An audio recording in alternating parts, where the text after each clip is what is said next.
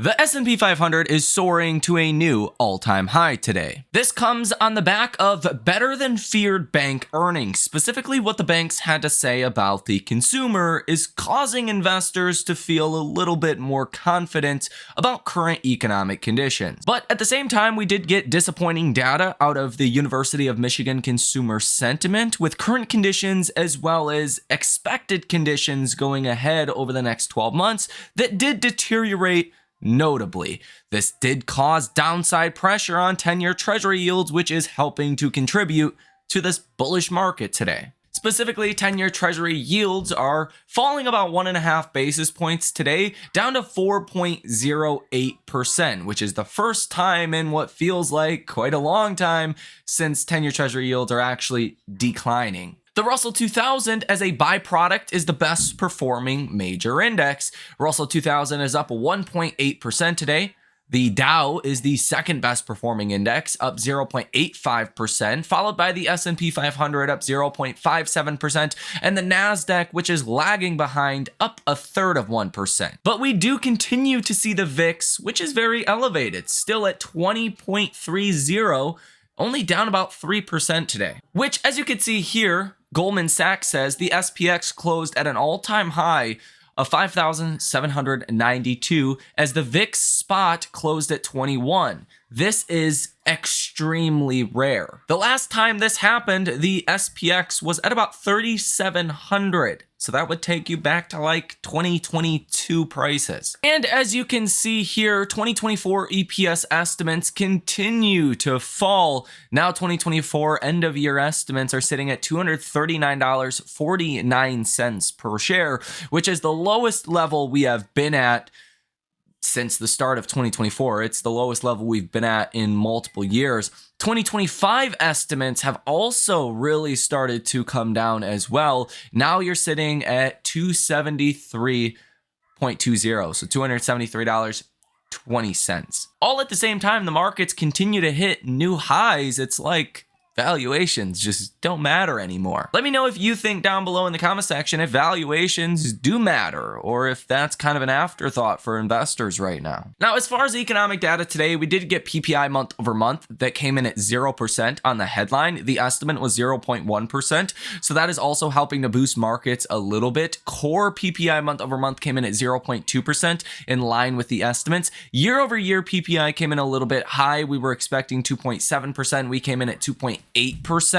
So that's a little bit of a disappointment, but we did see some upward revisions from last month, which did help to push these numbers higher. Like core year over year last month was at 2.4%. It got revised up to 2.6%. So if you factor in those revisions, it was still better than expected. Michigan consumer sentiment really is just weird today. Headline number came in at 68.9. The estimate was 70.8. So we missed on the headline. 5-year inflation expectations was really the only good part of this report. You came in at 3%. The expectation was 3.1%.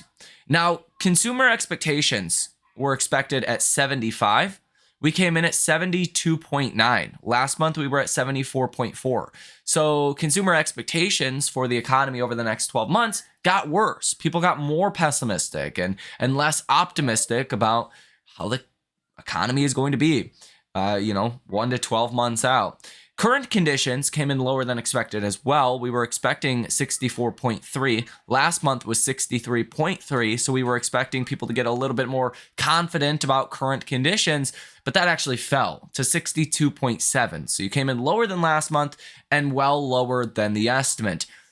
Some of the weird part as well is your 1-year inflation expectation. We were expecting 2.6%, and that actually came in at 2.9%, which is another head scratcher. So I really think some of this worse than expected economic data from the University of Michigan survey today did cause 10-year treasury yields to fall a little, and that caused some, slight easing of economic conditions. It slowed down the 10-year treasury that it just continues to go higher, and that is fueling the Russell 2000 and the Dow's outperformance. You can also say that the banks did not hurt at all either. These headlines say JP Morgan and Wells Fargo beat forecast as U.S. consumers show resilience. This article says Wells Fargo says consumer spending remains steady. The San Francisco Bank's chief financial officer, Mike Santomassimo, said on a call with reporters that consumer spending growth may be down, quote, a little bit from earlier this year, but remains solid. He noted that lower income consumers are still the most stretched as a result of higher inflation the past few years. The bank said credit card balances rose in the quarter from a year ago. And you could see last night, JP Morgan CFO Jeremy Barnum said, quote, consumers are fine and on strong footing. And the increase in reserves was because the bank is growing its book of credit card loans, not because the consumer is weakening. And I do think whether you are on the left, right, if you're in the middle, on the political spectrum, I know these things unfortunately are very political these days, but the fact of the matter is, with the BLS jobs report, a record low amount of firms are actually reporting they're hiring and firing every month. The inputs that we are getting from economic data points are just very bad. So the data is not very accurate. Even Fed Jerome Powell has said that multiple times now over the past 2 months or so.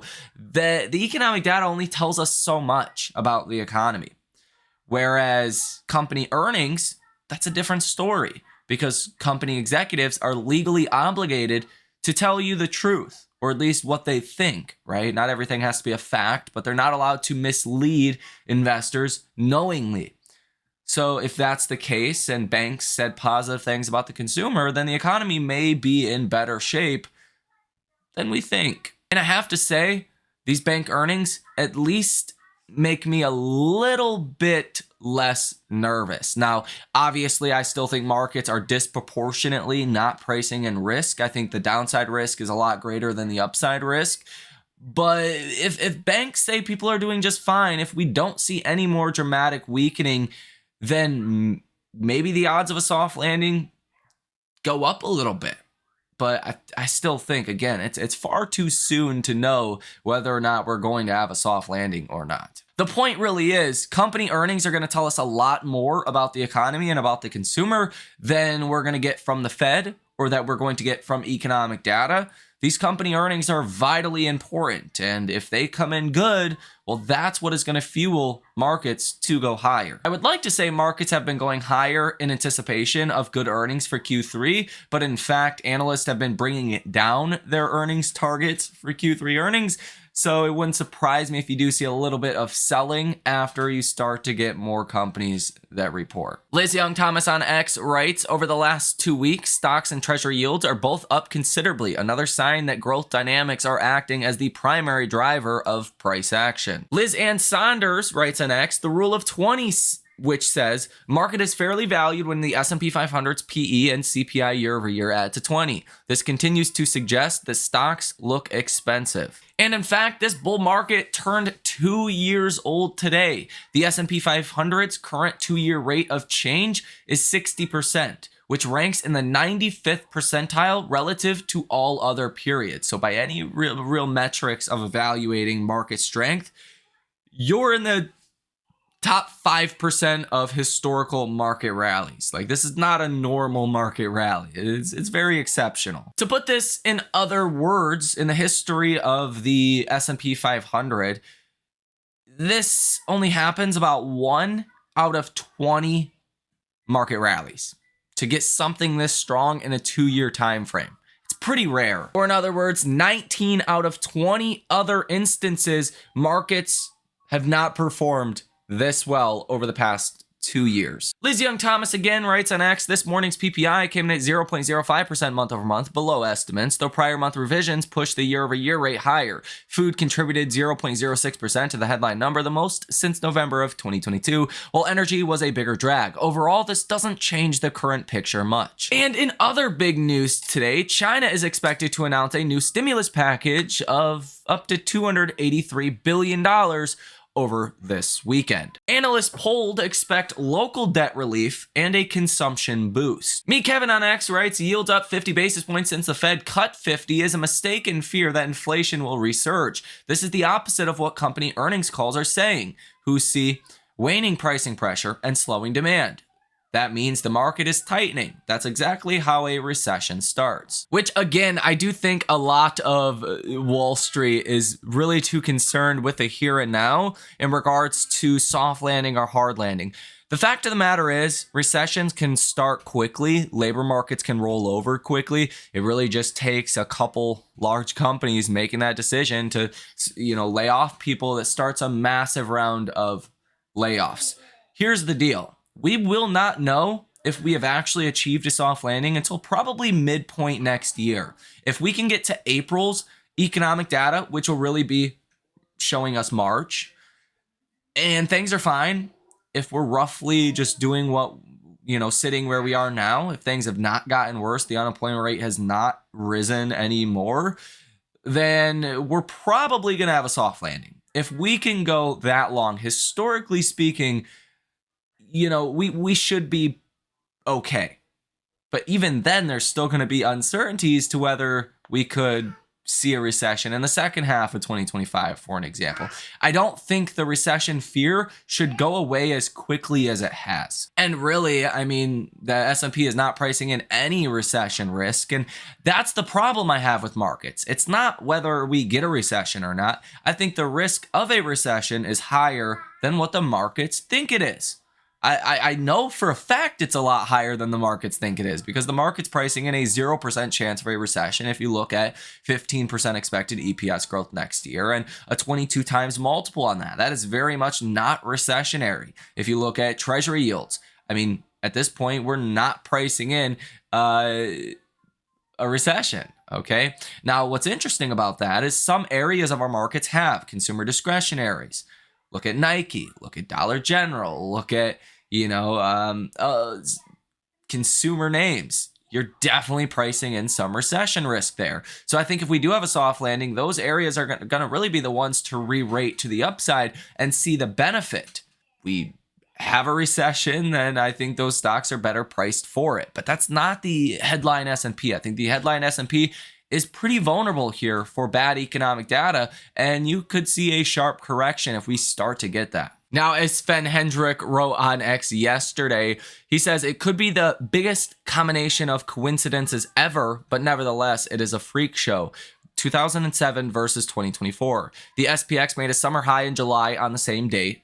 The Fed cuts rates in September on the same date and at 50 basis points, both years, mind you. The SPX made a new all-time high in October on the same date, which was October 9th. In 2007, the SPX peaked on October 11th. Now, today is October 11th.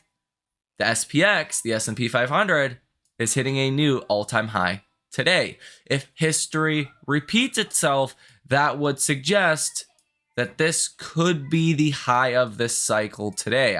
The timing is pretty weird to at least not consider the coincidence here. And then if we take a look back at 2007, if history does exactly repeat itself, that would suggest that you could be in for, let's see, a roughly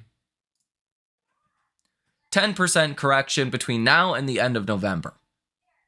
If history repeats itself exactly as it has been, which is what it has done so far since September 18th. And again, we hit a high in the summer, the exact same date as 2007. So hopefully this is all just a freaky coincidence, but if it is not, this is going to mark the high of our markets for what could be at least a couple of months, if not a couple of years, if 2007 is any repeat in 2024. The AI Investor Sentiment Survey shows bullish investors at 49%, neutral investors at 30.4%, and the lowest level of bearish investors in over a year coming in at 20.6%. So when we say people are all in this market, they are all in. Everyone is in the soft landing boat. And that's where you bring up some problems if that starts to get challenged over the coming weeks or months. And I think that could be the issue for markets. CNN's Fear and Greed Index is sitting at 74 today, which is 1 point away from being in officially extreme greed territory. Yesterday, you were at 70, which was in greed. So quite a decent jump higher we're making today. So let me know what you think about this information down below in the comment section. Is 580 on the SPY, 5,800 on the SPX going to be the high for markets over the next, couple of months or next couple of years? In other words, is this eerily similar 2007 pattern through today going to play out the same, or do you think this is just a fluke occurrence that is happening?